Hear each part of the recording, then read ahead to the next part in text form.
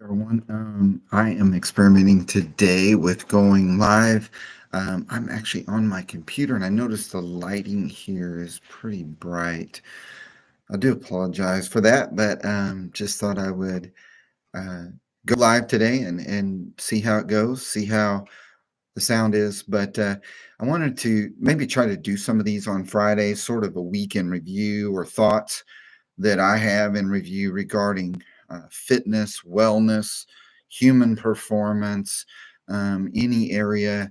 And if you're a subscriber, you can drop a chat publicly in this or later after the live stream uploads. You can do that as well. And then maybe I could sort of address some of those each week when I do go live. Like I said, I'm trying to do them on Friday or Saturday.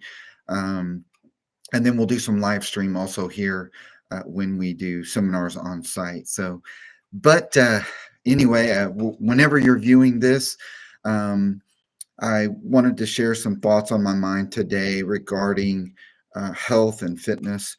And that is that exercise is vital to human health. And we see that in the aging population. And I feel sort of I just the evidence is all around me when I see, individuals that I know 50, 60, 70 years old that really are pretty healthy um, in most aspects. It's just their health and fitness, their wellness is not great due to the fact that they've been very sedentary most of their life. And one of the benefits that I talk about often is the benefits of strength training. And look, there's no other form of exercise that you can be laser focused and you can do 2 sessions a week for less than 30 minutes, the way we can teach you to do that, and the things that I've discussed. And in a year's time, maybe have doubled your strength, improve your capacity to move your body, take care of your body. I can think of no other intervention. And I promise you guys this. And I know I feel like I'm sort of, but if you will give your strength training a year, that is maybe 50 weeks. We're into the second week of January. Exercise, strength train twice a week. That's 100 sessions over the next year. Give you a week or two off at various intervals throughout the year. And again, doing those basic exercises that I have talked about, a chest press, a pull down, a pull up, or a row, like a dumbbell row or machine row, a leg press, a lunge, or a squatting movement, a calf raise, a bicep curl, tricep extension, maybe if you can, a shoulder press or a lateral raise, an abdominal crunch.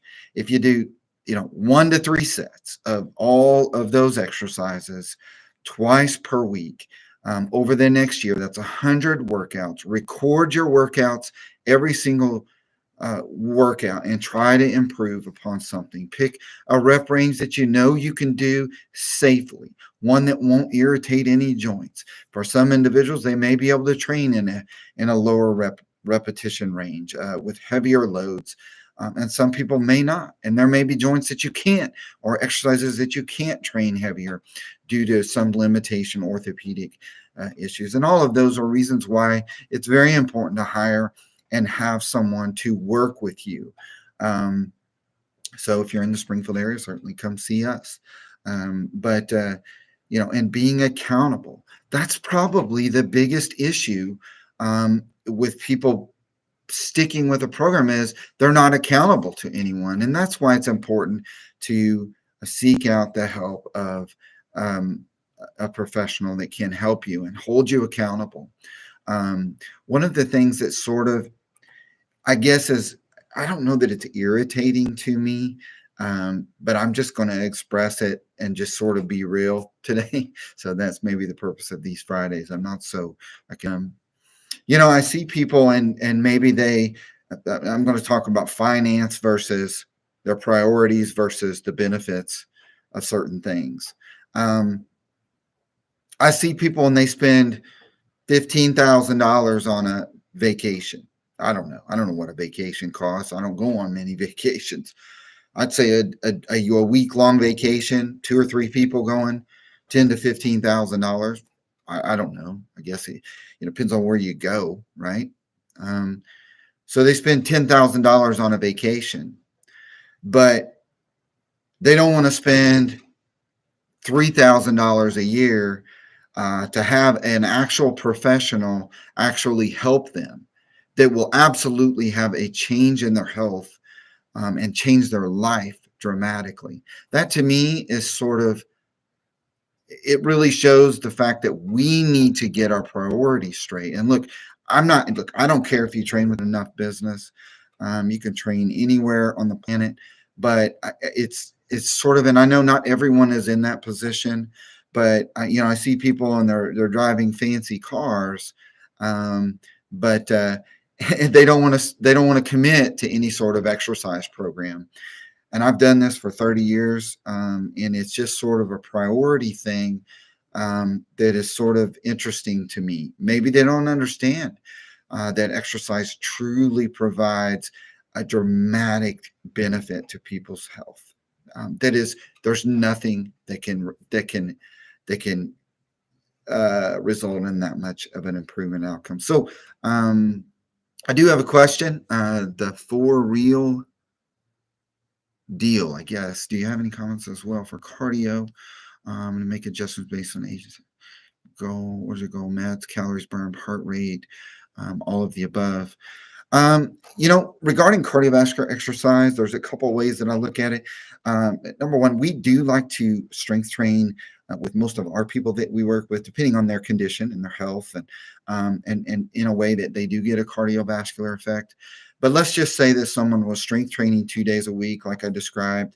They are getting a cardiovascular effect. They're training with pretty much limited rest intervals. But I do recommend on the off days, really probably 2 to 3 additional days a week of doing some form of cardiovascular exercise. So you get that specific adaptation to cardio. And I would recommend 2 to 3 days a week of probably anywhere from 20 to 30 minutes.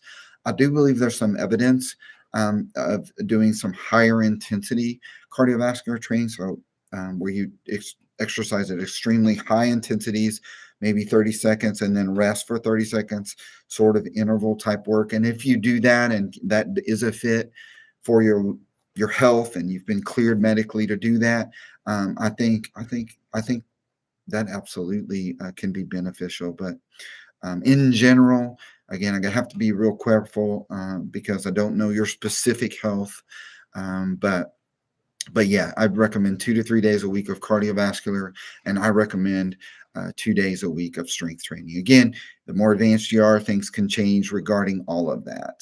So I hope that helps. But so again, I didn't announce that I was going to do a live. I will try to do. I'm going to try to do one of these a week on Fridays, if I can get my other work done, my academic work and stuff like that. So, but yeah, I hope that helps. You're welcome. Yeah, heart rate. I think heart rate. Yeah, you do need to get the heart rate up. I think 75% of your predicted max.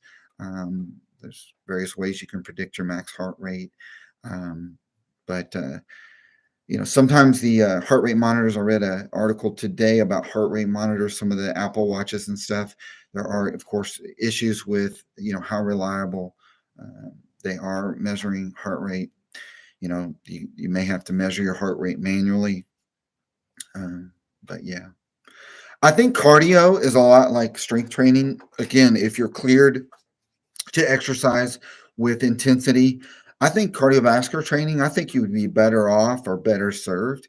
Like, for instance, if you were doing 20 minutes of elliptical training, and I've talked about this before, trying to be progressive with it as far as maybe the distance that you covered in that 20 minutes at whatever level you choose. So you're thinking of your cardiovascular training to be progressive as well.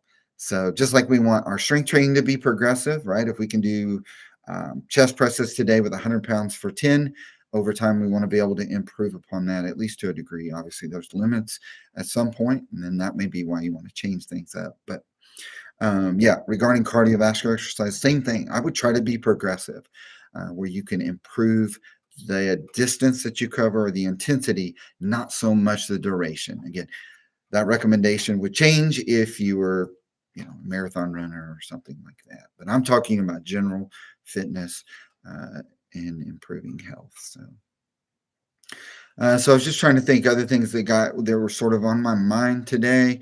The priorities of fitness, I talked about that. The finance, the interests that I observe in individuals. They choose, like I said, to spend exorbitant amount of money, I believe, on things that probably aren't going to improve their lives long term. And I'm not against people going on vacations, having these things, but I believe exercise is the most powerful thing, most important and powerful intervention that someone can do. I mean, um, you know, it's just the evidence is all around scientifically. I haven't read any study that you put plus someone on an exercise intervention, they show no improvements, right? No improvements in outcomes. If someone has found a study that they placed a group of participants on something and they showed no improvement, I've not read one. So basically, if you strength train, you're going to improve your muscular strength, your muscular health, your metabolism. The list goes on and on and on. The same for cardiovascular exercise. You start doing cardio, which I do believe strength training you can be doing. So you get a cardiovascular effect, but you can absolutely improve all outcomes. So yeah,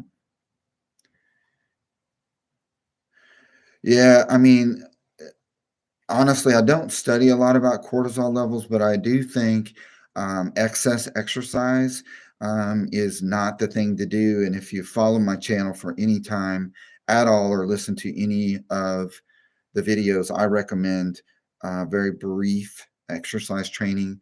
I don't think you're going to raise, again, I can't speak specifically to the question here or the questioner, but I'm not sure an hour of exercise strength training a week and maybe another, you know, 40 minutes of cardiovascular a week is going to raise cortisol too much.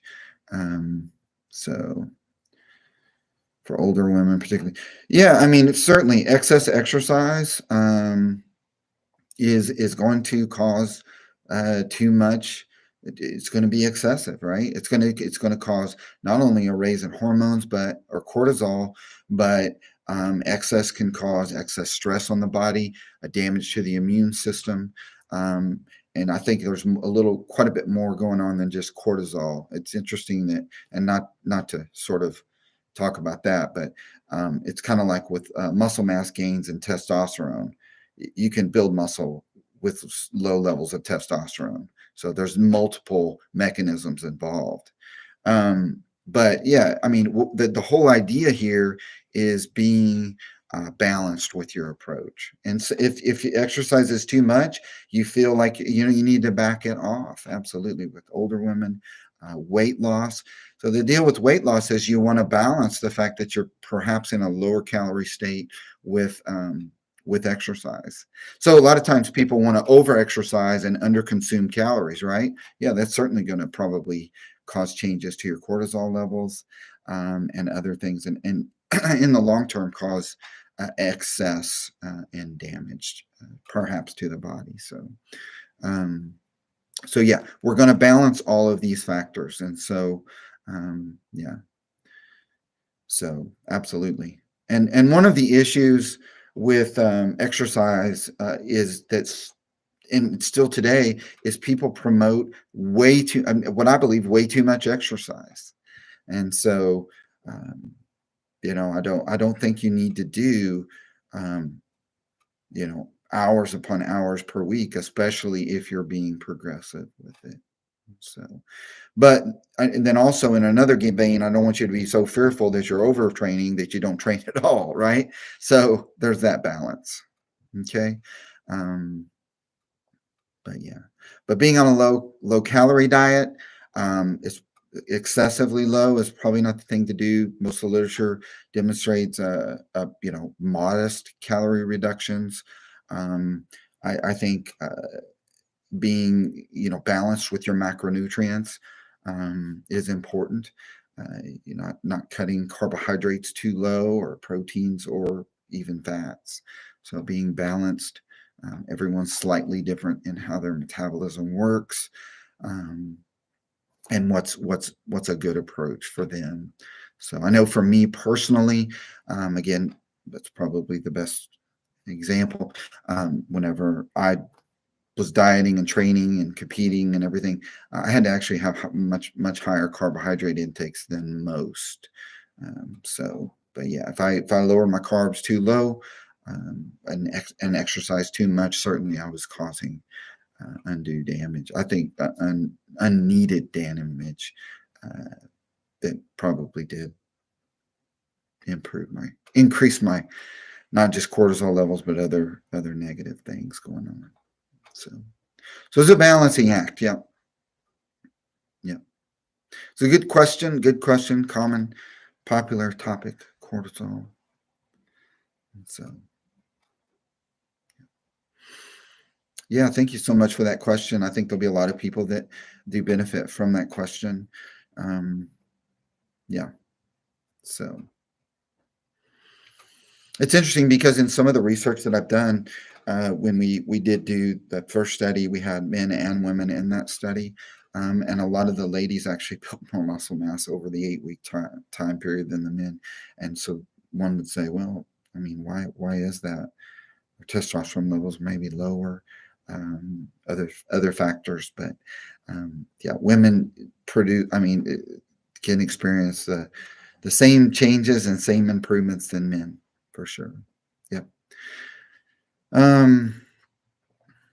But yeah, so some of the other things that were sort of on my mind today, again, the priority thing.